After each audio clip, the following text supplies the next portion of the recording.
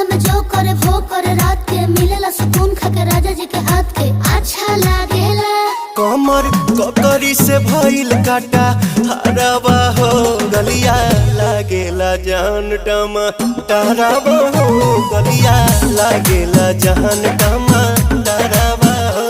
कहे तोर गए तुझको मैं पार करना अपने खाला पहले हम के खिया करना तबे भइल बा कमरिया मोर चाह करना तबे भइल बा कमरिया मोर चाह करना चाह करना।